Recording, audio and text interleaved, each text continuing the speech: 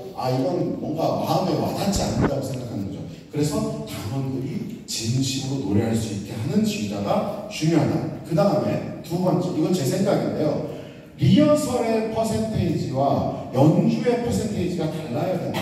그러니까 리허설의 퍼센테이지가 예를 들어서 지휘자가 80, 그 다음에 연주자가 20. 그러니까 당연히 리허설이라는 건 연습을 시켜야 하기 때문에 지휘자가 뭔가 푸시를 하고 가르쳐야 되고 뭐 여러 가지 많이 해야겠죠. 그래서 단원들이 따라오는 게 맞아요.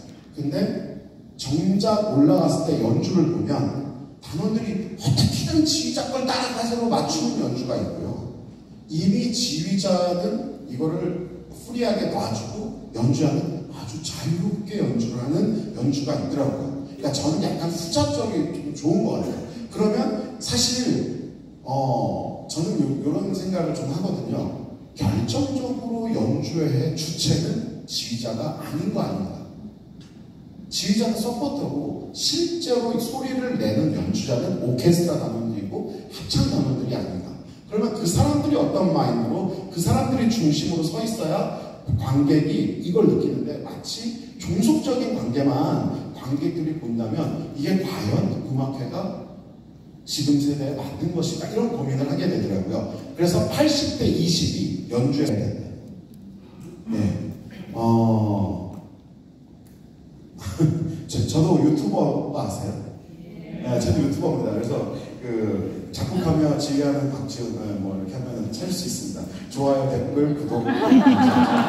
거기에 이제 제가 하고 싶은 얘기들 뭐 이런 거 올리고 하는데 가사가 중요하냐, 음악이 중요하냐 이런 거를 제가 거기서 고민을 얘기해 놓은 게 있어요. 근데 노래는 근데 가사가 진짜 중요하지 않을까? 결국에 노래라는 거는 그 노래의 의미를 표현하기 위해서 그 음악을 완성시키는 이유가 그 가사를 표현하기 위해서가 아닐까라는 고민을 하게 됩니다. 근데 거기에서 가장 중요한 포인트는 그 가사를 듣는 사람이 이해가 돼야 돼요. 네.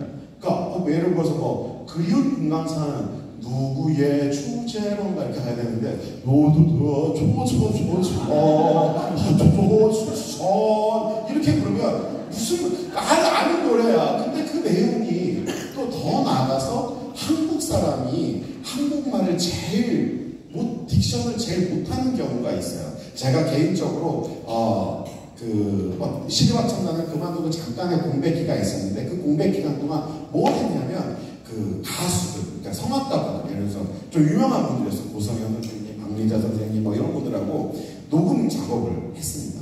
근데 그분들하고 녹음 작업하면서 정말 이 선생님들과 스튜디오와 고민했던 게 정확한 발음. 근데 깜짝 놀란 게 우리나라 성악가들이 대부분 틀린 발음으로 노래해요. 그러니까 이런 거 있잖아요. 우리 성악 합창 공부하는 사람들이 딕션을 이태리 딕션, 독일어 딕션, 딕션 어마어마하게 공부합니다. 근데 정작 한국말을 틀리게 해요. 네, 되게 그때 제가 깨달은 바가 있습니다. 한국말을 한국말답게 노래해야 되는구나. 그래야 관객이 이해하는구나. 이런 생각을 하게 되는 거죠. 자, 그래서 제가 세 번째 얘기가 가사를 네 번째입니다. 음악적인 직업이 없어야 됩니다. 다시 말하면 이 흐름을 지휘자가 지배해야 됩니다. 그러니까 뭐라 그럴까? 어떤 연주를 가면 이 흐름에 내가 이 펄스에 이렇게 빠져들게 되는 연주가 있고 약간 멍 때려지게 되는 연주가 있어요. 뭔가 앞에서 열심히 하는데 뭔가 너무 잘하는데 뭔가 가스불 생각이 나고 뭐 해지는 연주가 있어요. 근데 그러니까 뭔가 부족한 부분이 있는데도 나를 혼을 뺏어가는 것 같은 연주가 있을 때가 있거든요. 어쨌든 음악이라는 건 완성이라는 건 100% 완벽한 음악이라는 건 있을 수 없으나 그냥 우리는 완벽한 질서를 이제 만들고 싶어서 애를 쓰는 거잖아요. 근데 그 중에서 제일 중요한 거는 그 관객의 흐름을 가져와야 돼요. 지휘자. 그래서 음악이 지루하지 않게 느껴져야 돼요. 아무리 좋은 음악도 지루하면 아무리 잘생겨도 아무리 예뻐도 지루하면 못 살아요. 지휘자가 신뢰를 얻을 수 있는 유일한 방법은 준비하는 거예요. 그런 거 있어요. 목사님이 설교를 하던 선생님이 뭐 강의를 하던 준비를 많이 해온 선생님은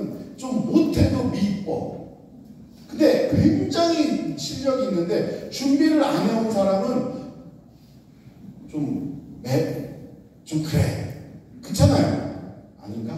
네. 자, 그러면은 뭘 준비해야 되냐? 일단 지휘자는 음악적인 어떤 결정을 내릴 거예요. 음악적인 결정, 자기의 소신. 예를 들면 다이나믹 뭐예요? 샘열이잖아요. 센 건가 열인 건가.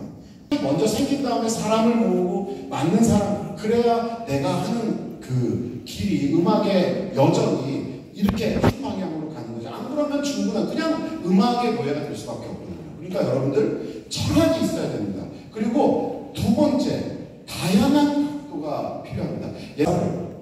구성을, 구조를, 음악의 내용을, 음의 길이를 모든 부분에 있어서 여러분들이 이렇게 보고 이렇게도 볼 수 있고 밑에서도 볼 수 있고. 자, 그러면 뭐가 생기느냐? 여러분들의 할 말이 생깁니다. 할 말이 생긴다는 건 뭐예요? 그 음악의 표현에 의미가 부여된다는 거예요. 그럼 의미가 부여되면 어떻게 돼요? 노래 부르는 사람의 생각이 바뀐다는 거죠. 그러면 그게 결국에 공감할 수 있는 문을 열어주는 거죠. 그러니까 다양한 각도로 여러분들의 준비하는 음악을 이렇게 바라볼 수 있는, 그래서 그거를 공유할 수 있는 여러분들이 됐으면 좋겠습니다. 네. 자, 네 번째, 약간 제가 이런 얘기를 하기 좀 그렇지만 지휘자는 뭘 제일 잘해야 될까요?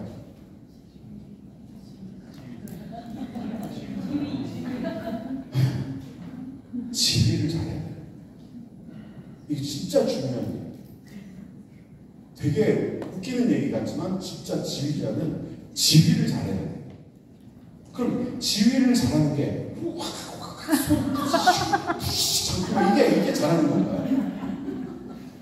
자, 1번 보고 싶은 지휘자가 돼요. 보고 싶은 지휘. 왜? 보고 싶은 지휘는 어떤 지휘예요? 지휘를 봐야만 이 음악이 이해가 돼요. 리허설 때 예를 들어서 음악은 이렇게 가요. 근데 지휘가 하고 쓰지 마세요. 보고 너무 그러면 신기한 거 있어요. 지휘자가 액팅이 많을수록 단원들이 안 보인다. 안 보여도 저도 훅 보여요. 근데 액팅을 끄집어서 데려오면 뭐야? 옵니다. 중요한 부분, 노는 여기를 계속 완급을 조절하는 게 보이면 안 볼 수가 없어요. 그러다가 연습하다가 얘네들이 안 봐. 그럼 제가 살짝 그러면 갑자기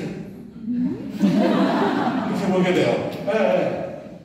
보고 싶게 만드는 지휘가 중요합니다. 네. 지휘를 하는 게 중요한 게 아니라 그 지휘를 보는 게 더 중요합니다. 자, 두 번째, 음악의, 이거는 뭐 당연한 테크닉적인 얘기니까 음악의 정보를 정확하게 가지고 있어야 됩니다. 네. 액센트라든지 아까 아티클레이션, 다이나믹이라든지 템포라든지 뭐 가사라든지 무드라든지 너무너무 다양해요. 이건 뭐 막 간단하게 얘기할 수 있는 부분이 아니에요. 근데 그거를 다 가지고 지휘 안에 늘 넣으려고 해야 그 지휘를 단원들이 신뢰할 수 있겠죠. 그리고 아까 얘기랑 좀 비슷한 얘기인데, 살아있는 음악을 음악성이라고 하죠. 음악성. 네. 그러니까 음악성은 이제 그 지휘자가 추구하는 철학에 맞는 그 음악을 그 음악 안에 손을 얹어서 그 음악성을 보여주는 거죠. 그 음악성을 한 지휘를 보여줘야 되고 음악을 살려놔야 돼요.